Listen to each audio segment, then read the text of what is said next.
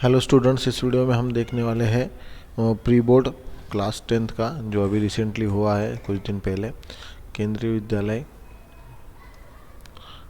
विद्यालय संगठन मुंबई रीजन का क्वेश्चन पेपर देखने वाले हैं हम। तो सेट 1 का जो क्वेश्चन पेपर है उसमें सेक्शन ए जो है वो पिछले वीडियो में मैं अपलोड कर चुका हूँ। इस वीडियो में हम देखने वाले हैं सेक्शन बी। ठीक है, चलिए तो क्वेश्चंस की तरफ बढ़ते हैं। अगर आपको पिछले क्वेश्चंस में कोई डाउट है तो आप मुझे बता सकते हो। इस तरीके से आपका सेक्शन भी था, उसमें आपको 5 क्वेश्चंस दिए गए थे। 2 क्वेश्चंस में आपको ऑप्शनल क्वेश्चन भी मिले थे। तो चलिए स्टार्ट करते हैं पहले क्वेश्चन से। Find the coordinate of a point A where A B is the diameter of the circle whose centre is 2, -3 and B is 1, 4। तो हमें अभी क्या करना है, find the coordinate of a point where A B is diameter of the circle whose centre is 2, 3 and B is 1, 4। तो पहले इसको समझ लेते हैं। इस तरीके से एक सर्कल है, ये है उसका डायमीटर, ये है ए, ये है आपका पॉइंट ओ इस 2, -3 और ये है बी जो है 1, 4 पर। आपको पता करना है ए के कोऑर्डिनेट क्या है।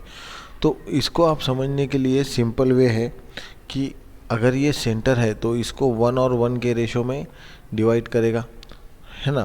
तो आपके पास फॉर्मूला है, क्या है वो फॉर्मूला? हमारे पास किसी एक लाइन सेगमेंट को अगर कोई पॉइंट कुछ रेशो में डिवाइड करता है तो उसके लिए हमारे पास फॉर्मूला है। क्या है वो formula? x1 equals to m2। हमारा फॉर्मूला क्या है? m2 x1 plus x2 m1 upon m1 plus m2। इसको हम क्या मानेंगे? xo कर लेंगे। y0 मतलब ये जो कोऑर्डिनेट्स है ये आपके ओरिजिन के या फिर जहाँ पर अब जिस रेशो में वो पॉइंट डिवाइड कर रहा है उस पॉइंट्स के कोऑर्डिनेट्स हो गए। m2 y1 plus m1 y2 upon m1 plus m2। ठीक है, तो अब हमारे पास इसमें क्या है? x0 मतलब आपका 2 है, तो 2 इक्वल्स टू m2 कितना है हमारा? 1 है। x1 कितना है? इसको हम x1 मानेंगे और इसको x2 मान लेते हैं, x2 y2 और यहाँ के कोऑर्डिनेट x1 y1। तो x1 हमारे पास नहीं है, x1 को ऐसे ही रहने दो, प्लस x2 कितना है? यहाँ पर 1 है, तो 1 इंटू 1 1 हो गया और नीचे 1 plus 1 2, 2 into 2 4, x1 plus 1 equals to 4, x1 equals to 4 minus 1, x1 equals to 3। Okay, then y0 निकालना है अब हमें। y0 है हमारे पास तो उसकी वैल्यू रख दो। कितना है y0? -3 यहाँ पर दिया है। ठीक है, -3 equals to m2 y1। y1 कितना है हमें पता नहीं, y1 ही तो निकालना है, प्लस m1 y2। y2 कितना है? 4, तो 4 ये एज इट इज़ रहेगा अपॉन में 2। अब इस 2 को इस साइड ले लो, -6 equals to y1 plus 4। y1 equals to -6 plus 4, y1 equals to -2। तो इस पॉइंट के कोऑर्डिनेट क्या है? -3, -2। ये है इस पॉइंट्स के आपके कोऑर्डिनेट्स। ओके, तो चलिए नेक्स्ट वीडियो हम देखते हैं। Next question, prove that the length of tangent drawn from external point to a circle are equal. Okay, तो पहले इसको समझ लेते हैं। Prove that the length of a tangent, अब यहाँ पे टेंजेंट्स चाहिए था, tangents drawn from an external point to a circle are equal. तो ये क्वेश्चन कुछ इस तरीके से है। ये है आपका एक सर्कल, यहाँ पर कोई एक्सटर्नल पॉइंट हम मानते हैं और यहाँ से हम क्या करने वाले हैं, इसको इस तरीके से टेंजेंट्स ड्रॉ करने वाले हैं। ठीक है,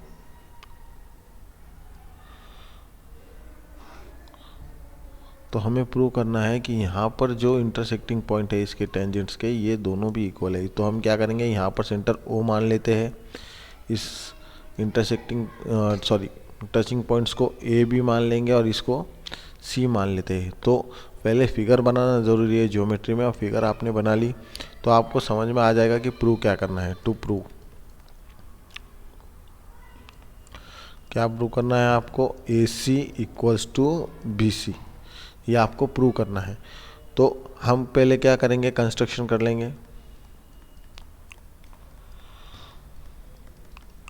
join O A, O B and O C, ठीक है। ये तीनों को जोड़ लेंगे, तो मैं जोड़ लेता हूँ यहाँ पर तीनों को इस तरीके से। इन तीनों को जोड़ लिया, तो अब आपको यहाँ पर दो ट्रायंगल बने हुए दिख रहे हैं। तो हम यहाँ पर इन दोनों ट्रायंगल्स का यूज़ करेंगे। In triangle O A C and in triangle O B C, ठीक है। तो इन दोनों ट्रायंगल्स की मदद से हम सॉल्व करेंगे। O A equals to O B, radii of same circle, okay. Then angle O A C equals to angle O B C, each 90 degree. Then O C equals to O C, common side,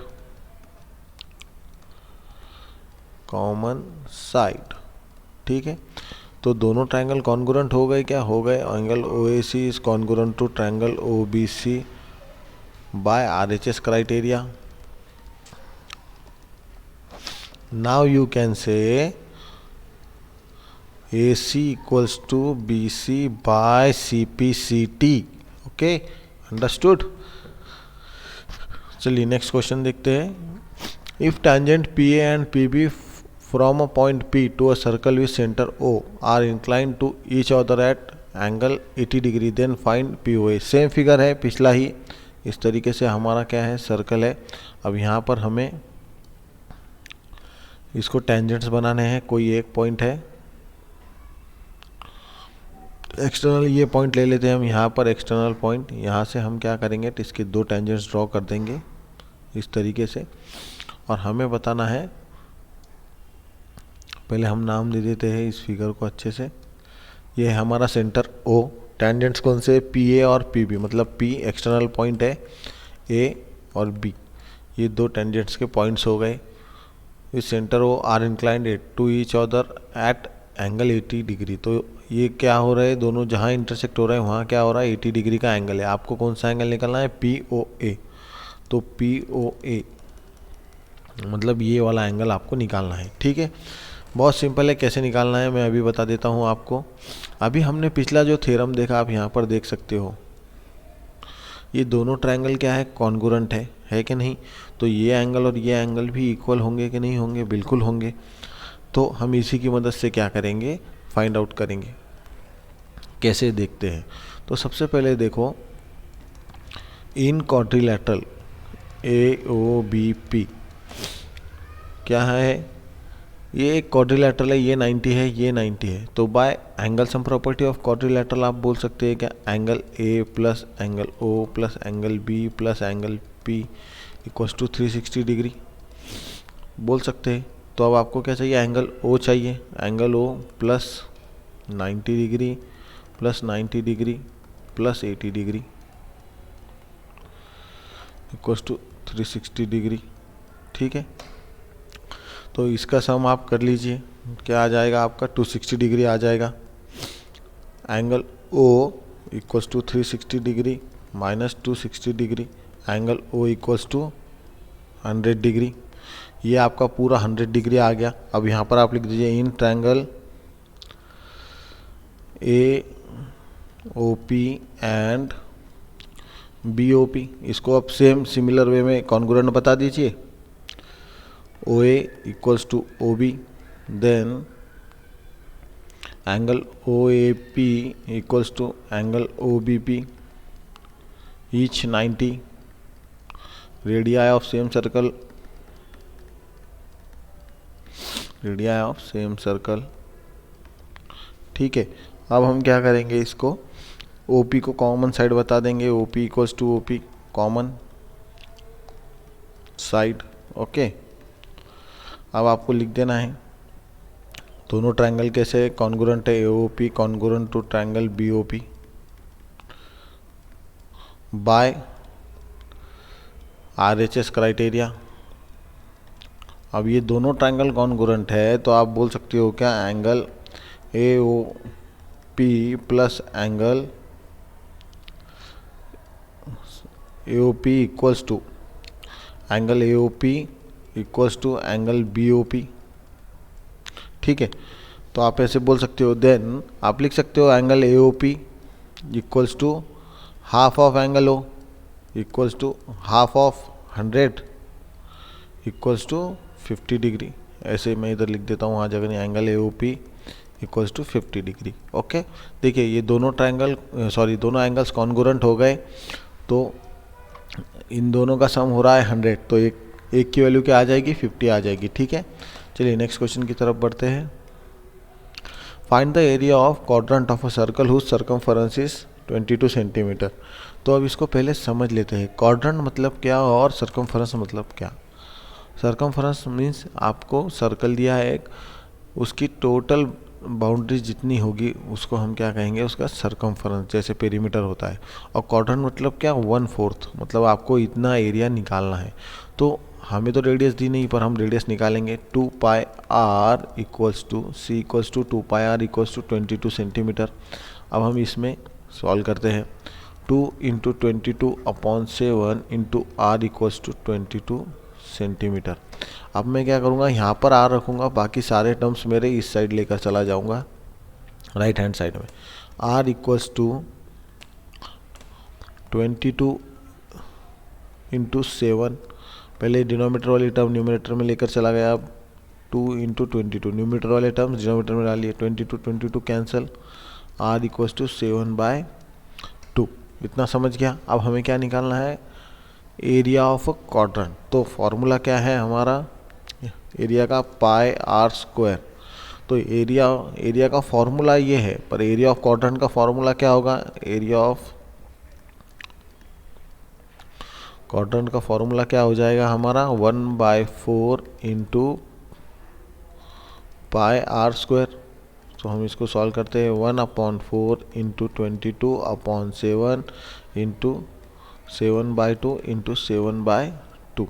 ठीक है, 7 get cancel, इस 2 से इसको 11 को divide किया, क्या है 22 को डिवाइड किया, 11 आ गया। अब यहाँ पे मल्टीप्लाई कर दो, सिंपली 77 न्यूमरेटर के साथ, डिनोमीटर का डिनोमीटर के साथ, 77/8 सेंटीमीटर स्क्वायर।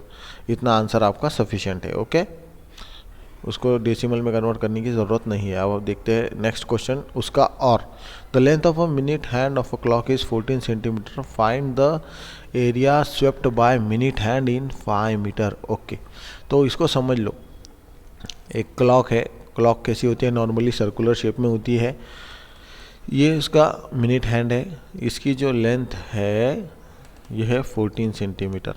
ठीक है, अब हमें पूछा है find the area swept by minute hand in 5 minutes.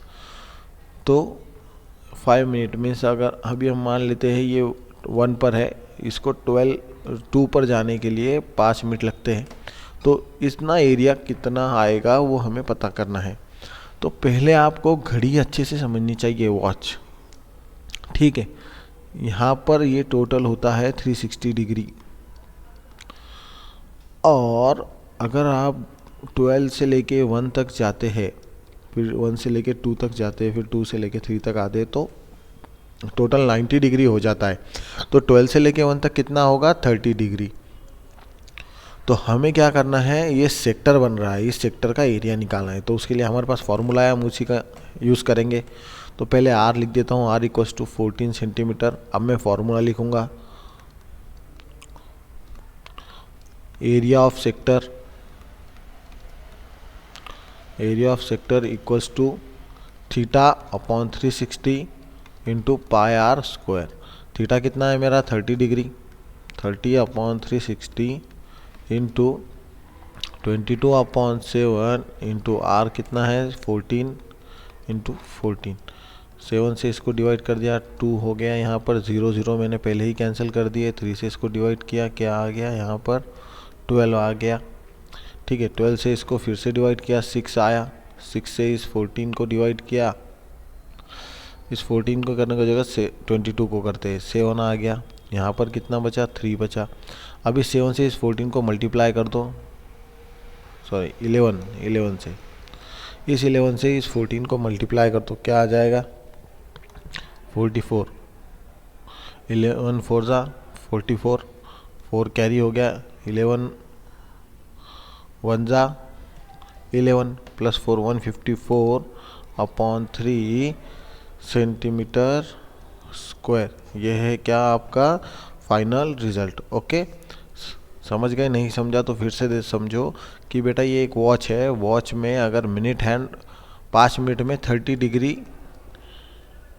का एंगल बनाता है। अगर हम पहले देखें उसकी इनिशियल पोजीशन देखें और बाद में पोजीशन देखें तो वो 30 डिग्री का एंगल बनाता है 5 मिनट में। तो हमें सेक्टर बन रहा है, उस सेक्टर का एरिया निकालना है। तो हमारे पास सेक्टर का फॉर्मूला है, तो हमने उसकी मदद से इसको सॉल्व किया है। ठीक है, अब देखेंगे हम अगला क्वेश्चन। ओके,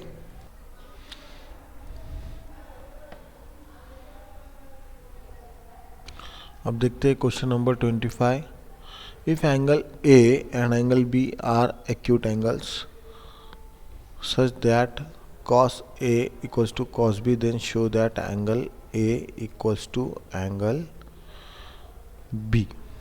ओके, तो इसको हम देख लेते हैं कैसे प्रूव करना है जल्दी से, विद इन अ मिनट।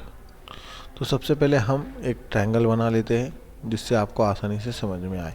इसको हम नाम दे देते हैं ट्रायंगल ABC। ठीक है, कॉस ए और सॉरी इसको फिर से बना लेते हैं, कॉस ए और कॉस बी बोला है। ठीक है, कॉस ए और कॉस बी बोला है, ये हमारा 90 डिग्री है। कॉस इसको हम ए मानते हैं, इसको बी मान लेते हैं और इस एंगल को हम सी मान लेते हैं। ठीक है, कॉस ए क्या है, एक्यूट एंगल है, कॉस बी भी क्या है, दोनों एक्यूट एंगल्स है। Cos A equals to cos B बोला है, तो ठीक है cos A equals to cos B हम लिख देंगे, कोई दिक्कत नहीं, cos A equals to cos B. But cos A क्या है यहाँ पर, A C upon A B. Okay, adjacent upon hypotenuse, A C upon A B. Cos B कितना है यहाँ पर, B C upon A B, B C upon A B लिख दिया मैंने। अब यहाँ पर देखो ए बी दोनों तरफ कॉमन है, तो मैंने इसको कट कर दिया, मेरे पास मिल गया A C equals to B सी।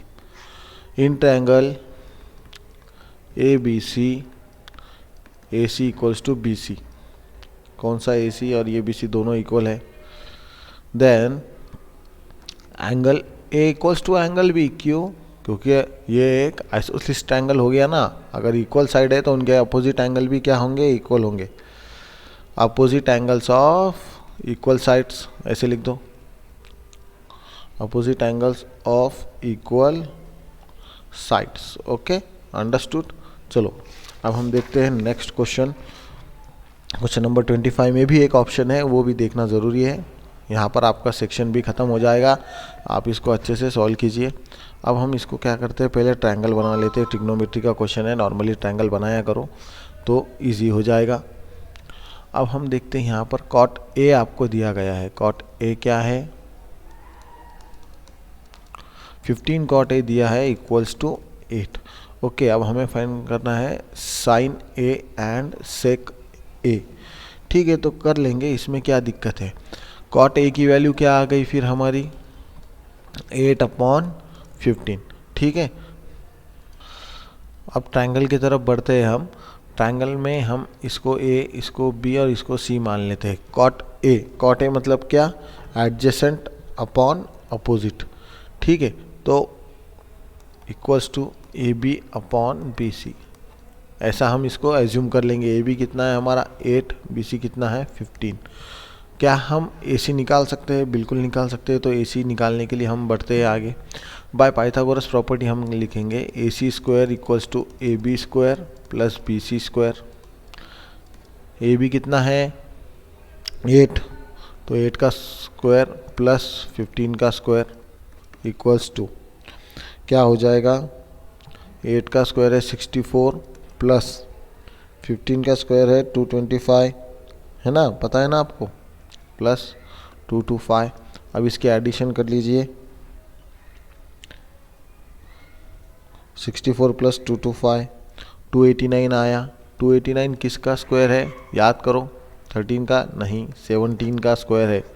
289 किसका स्क्वायर है, 17 का, ठीक है। तो AC कितना आ गया आपका 17 आ गया, AC स्क्वायर है, तो देन AC इक्वल्स टू 17, ठीक है। इतना आ गया। अब क्या आप आसानी से निकाल सकते हो किसकी वैल्यू, साइन की, बिल्कुल निकाल सकते हो, साइन A। तो साइन A क्या होता है बेटा, opposite upon, sine A equals to opposite upon hypotenuse, 15/17 आ गया, सेक A। सेक A की वैल्यू क्या होती है, निकालिए, याद कीजिए। सेक A का फॉर्मूला बताइए जल्दी से। Sec A equals to 1/cos A।